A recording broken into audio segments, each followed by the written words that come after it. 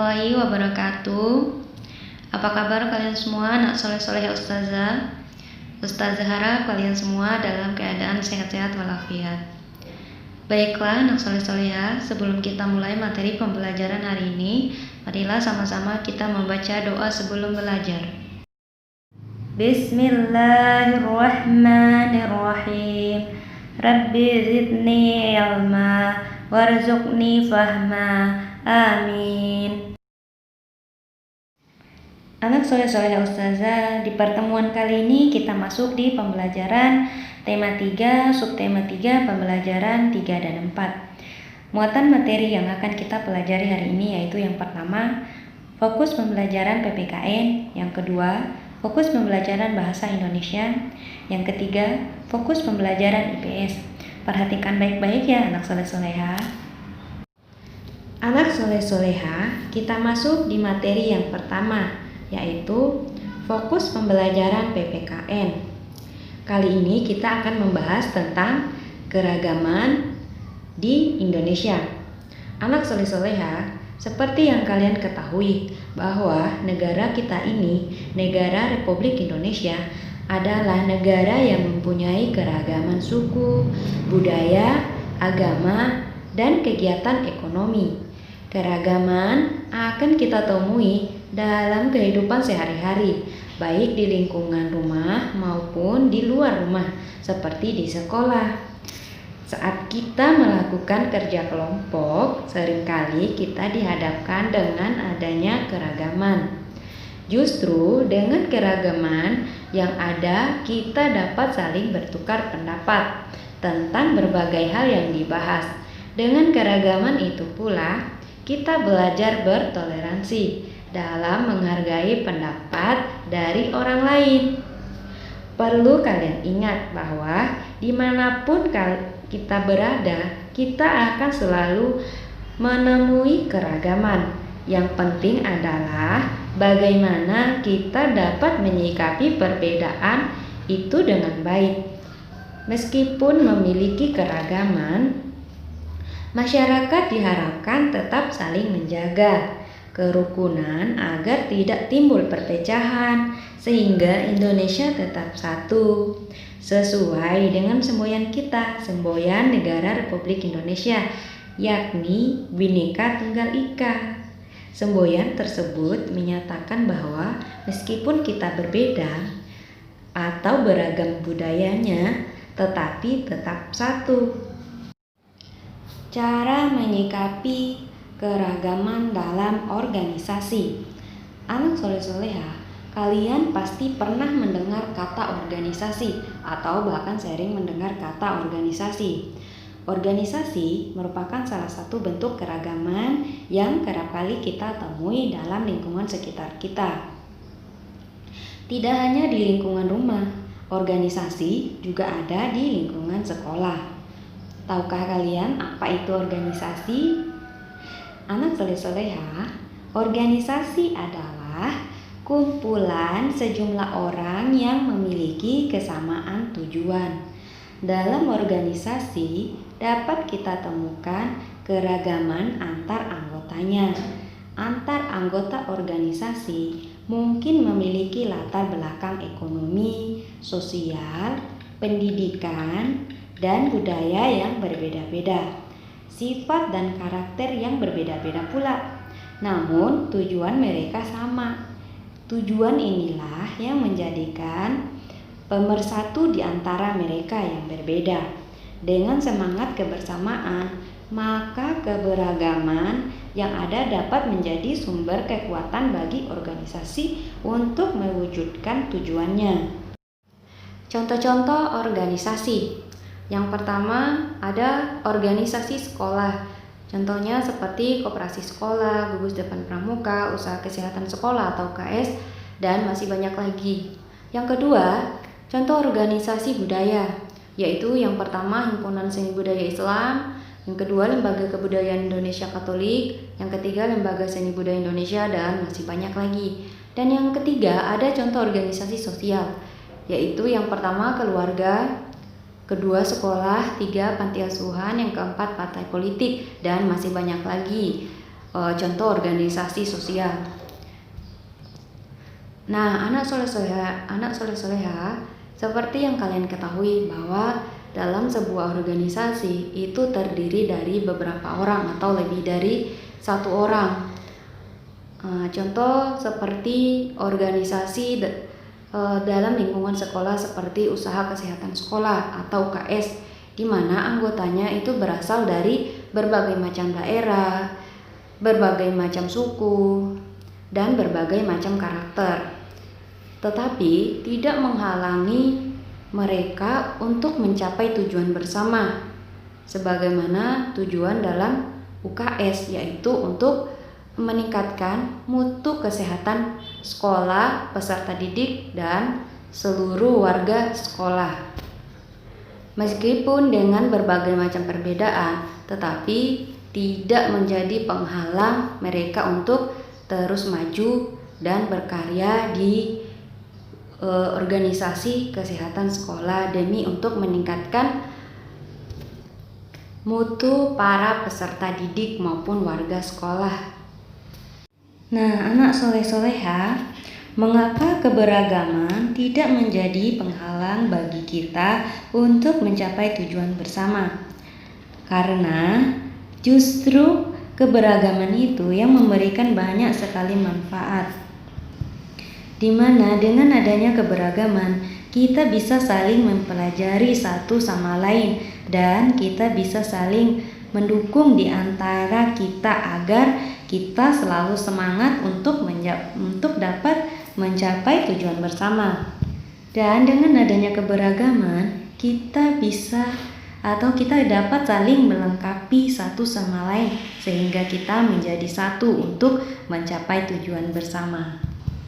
Bagaimana cara memanfaatkan keberagaman yang ada? Yaitu dengan cara bertukar pikiran atau bertukar pendapat dengan orang yang berbeda dengan kita, sehingga kita bisa mendapatkan ilmu dan pengetahuan yang baru untuk kita. Sebagaimana kalian ketahui bahwa ilmu itu sangat penting dan sangat bermanfaat bagi kita sebagai manusia, baik itu di kehidupan sekarang maupun untuk masa depan kita. Lalu apa manfaat dari adanya keberagaman?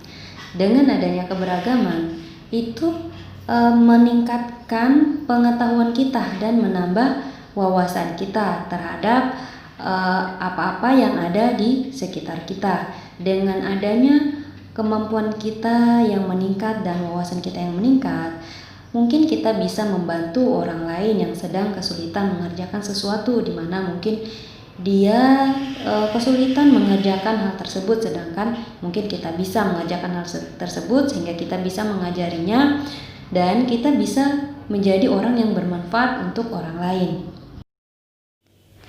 Seiring dengan firman Allah Subhanahu wa taala di surah Al-Hujurat ayat 13 yang berarti, "Hai manusia, sesungguhnya kami menciptakan kamu dari seorang laki-laki dan seorang perempuan dan menjadikan kamu berbangsa-bangsa dan bersuku-suku supaya kamu saling mengenal.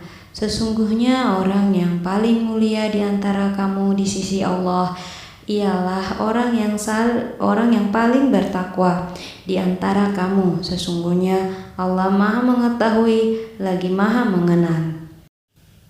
Baiklah anak soleh-soleha, sekarang kita masuk di materi pembelajaran yang kedua, yaitu fokus pembelajaran bahasa Indonesia. Kali ini kita akan membahas hal-hal yang dibutuhkan dalam iklan layanan masyarakat. Anak soleh-soleha, seperti yang kita ketahui bersama bahwa penyajian sebuah iklan haruslah menarik dan mudah dimengerti oleh siapa saja yang melihat atau mendengarkannya. Pada pembahasan sebelumnya, kita pun telah mempelajari sebagaimana sebaiknya iklan itu ditampilkan, khususnya pada media elektronik.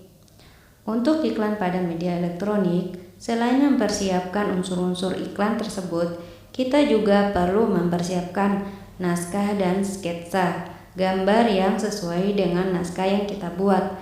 Selanjutnya, barulah kita dapat mempersiapkan pemeran dan karakter apa yang sesuai dengan isi naskah tersebut. Dalam naskah yang dibuat, kita dapat pula memasukkan materi yang sedang hangat diperbincangkan oleh masyarakat, sehingga memiliki daya tarik yang kuat. Nah, perhatikan beberapa poin berikut ini. Rancangan-rancangan iklan, yaitu yang pertama ada judul iklan. Yang kedua, naskah iklan, yaitu sketsa gambar berdasarkan naskah dan naskahnya. Yang ketiga, jumlah pemeran dalam iklan, yaitu karakter tokoh atau penampilan fisiknya, serta latar belakang suku bangsanya. Anak soleh-soleha, agar kita dapat menampilkan iklan dengan baik, kita perlu memperhatikan beberapa hal berikut agar dapat tampil dengan maksimal. Yang pertama, tampil dengan penuh percaya diri dan menggunakan suara yang jelas. 2. Menyiapkan semua perlengkapan pendukung yang dibutuhkan. 3. Hafalkanlah naskah dialog dan peran sesuai sketsa gambar atau naskah yang telah dibuat. Itulah beberapa poin-poin penting yang harus diperhatikan ketika kita hendak menampilkan iklan yang telah kita buat berdasarkan rancangan iklan sebelumnya. Anak soleh-soleha, setelah pembahasan materi pembelajaran bahasa Indonesia kali ini, Ustazah ingin sekali menyampaikan satu ayat Al-Quran yang terdapat dalam surah Al-Hasyr ayat 18 yang artinya, hai orang-orang yang beriman, bertakwalah kepada Allah dan hendaklah setiap diri memperhatikan apa yang telah diperbuatnya untuk hari esok akhirat, dan bertakwalah kepada Allah, sesungguhnya Allah Maha mengetahui apa yang kamu kerjakan. Baiklah anak soleh-soleha, sekarang kita masuk di pembelajaran yang ketiga, yaitu fokus pembelajaran IPS. Kali ini kita akan membahas materi tentang manfaat interaksi sosial dalam pembangunan sosial budaya Indonesia.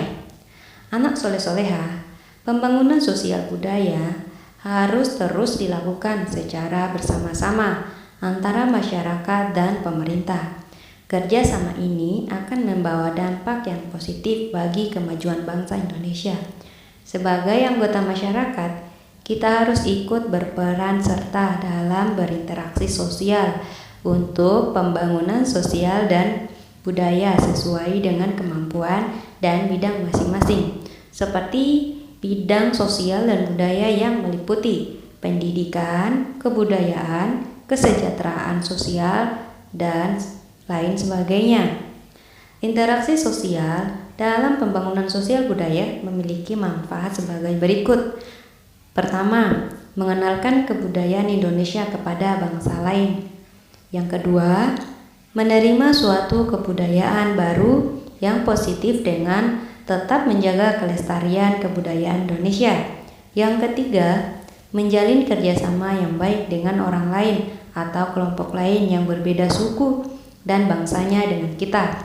Yang keempat, mengembangkan sikap saling menghargai antar suku dan bangsa.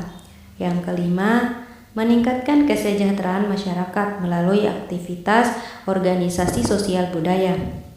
Yang keenam, menghindari konflik dan pertikaian dengan cara mencari persamaan dan solusi secara bersama-sama. Beberapa contoh pembangunan sosial budaya, yaitu yang pertama, tradisi munggahan dalam suku Sunda.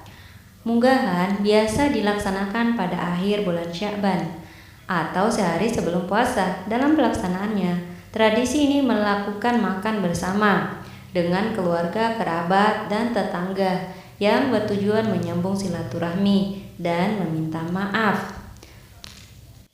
Yang kedua yaitu tradisi budaya Tanglong. Tradisi ini adalah sebuah tradisi budaya dalam rangka menyambut bulan Ramadan dan malam Lailatul Qadar. Dalam masyarakat Banjar, Kabupaten Balangan, Tanglong dikenal sebagai sebuah miniatur atau lebih mirip dengan lampion dengan berbagai bentuk dan model yang dikemas dalam nuansa Islami. Misalnya saja bentuk miniatur masjid, unta, manusia berbusana muslim, rumah adat Banjar, beduk, pohon kurma, gua Hira, hingga bentuk replika burung buruk. Tradisi Tanglong kerap dilaksanakan pada malam ke-21 Ramadan atau malam nuzul Quran dan Lailatul Qadar guna menyambut kemeriahan Ramadan dan malam-malam Lailatul Qadar tersebut.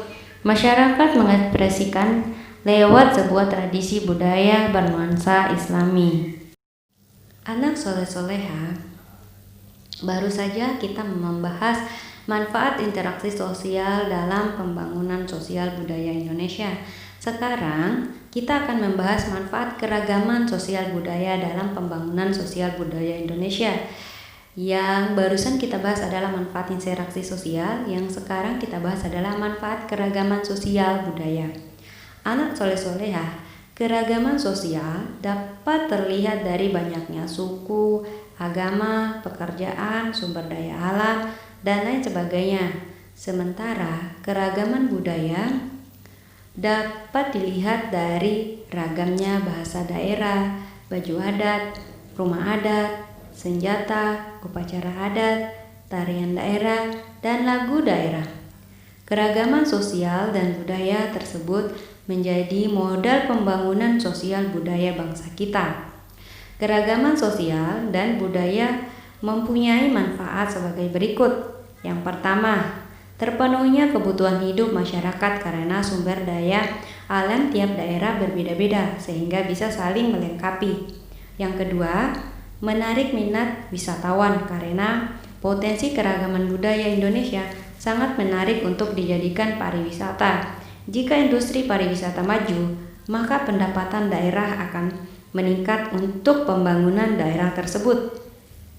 Memajukan pembangunan di daerah-daerah dengan membentuk komunitas atau organisasi pekerja budaya dan agama. 4. Meningkatkan kesehatan dan pendidikan masyarakat. Baiklah anak soleh-soleha, cukup sekian pembahasan materi kita kali ini. Silakan mengerjakan tugasnya dengan benar. Ustazah ucapkan wassalamualaikum warahmatullahi wabarakatuh.